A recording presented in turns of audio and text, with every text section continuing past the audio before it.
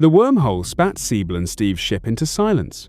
Before them hung a planet the color of rusting blood oranges, its dense atmosphere swirling with endless storms of fine orange dust. From orbit, it looked like a desert world, but something far darker lurked beneath.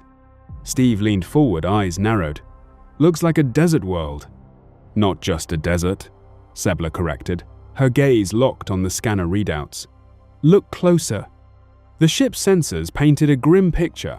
Grids of collapsed structures, faint outlines of ancient roads and cities now swallowed by shifting orange dunes. This was no barren rock. It had once been home to a thriving civilization. The onboard computer chimed with cold detachment.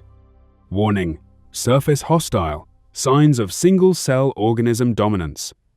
Recommendation, do not descend." Steve scowled. "We can't just hover up here. We need to see it firsthand." Seble shook her head firmly. "We're not setting foot down there. The whole planet feels wrong. We send drones." 2 sleek reconnaissance drones detached from the ship and plunged into the churning orange storms. Live feeds flickered to life on the main screen. At first, there was only dust-thick, billowing clouds that reduced visibility to almost nothing. Then shapes began to emerge through the haze.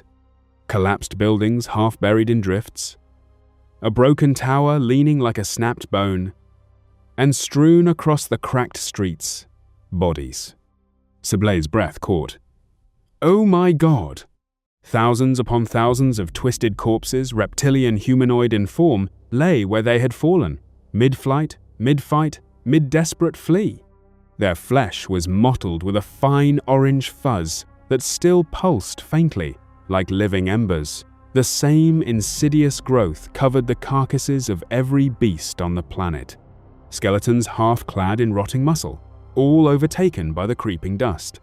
"Fungus," Steve whispered, his voice trembling despite his effort to stay steady. "The entire planet is one massive infection." Seble forced herself to keep watching, bile rising in her throat as the drone swept across vast plains of death. The feed shifted upward, revealing something even more haunting in orbit: the skeletal remains of a colossal arc ship, half-built and abandoned, still tethered to ruined orbital platforms. The people of this world had tried to flee their own creation. They had failed. The computer delivered its final, merciless analysis. Dominant organism, hyper-evolved fungal entity, likely bioengineered through advanced CRISPR and precise DNA editing. Purpose, unknown. Result, uncontrolled spread. Outcome, planetary extinction. Remaining life form, fungus only. The silence in the cockpit was unbearable. Steve finally broke it. They created their own end. Seble's voice was barely a whisper. And now the only thing left is a corpse of a planet. What had begun as a promising leap in genetic science had become apocalypse. The civilization on Planet Orange had mastered CRISPR-like tools, precise, molecular scissors that could edit DNA with godlike accuracy. In their arrogance, they engineered a mirror-life fungus, a synthetic organism built with reversed chirality, molecules that were perfect mirror images of normal biology. Mirror life was supposed to be the ultimate solution, a self-replicating factory for pharmaceuticals, biofuels, and waste cleanup that could never accidentally infect or compete with natural life. They were wrong. Mirror life proved catastrophically incompatible and uncontrollably virulent. Once released, it didn't just compete with native biology, it rewrote it.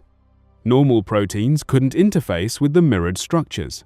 Cells were invaded, hijacked, and turned into fungal factories. The infection spread like wildfire across the planet, from the smallest microbes to the most advanced reptilian humanoid cities.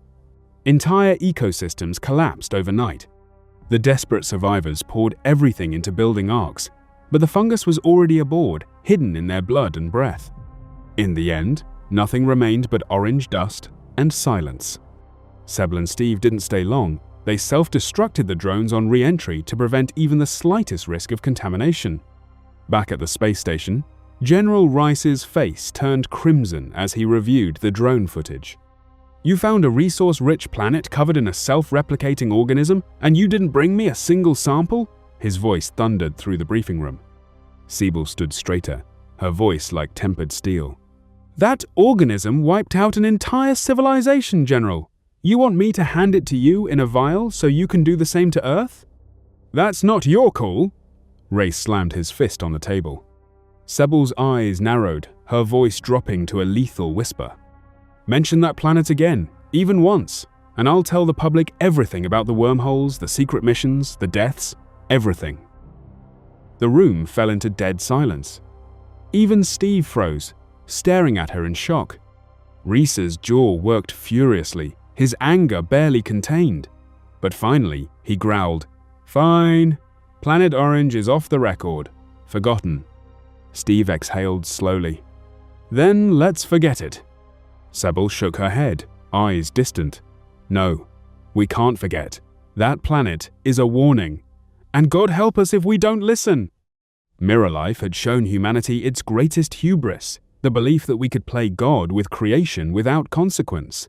On planet Orange, that hubris had turned an entire world into a tomb of pulsing orange fungus. A single misstep in the lab. A single unchecked experiment, and everything fell. Some planets are not conquered. They are lessons. What would you do if you discovered a world killed by its own science? Drop your thoughts below.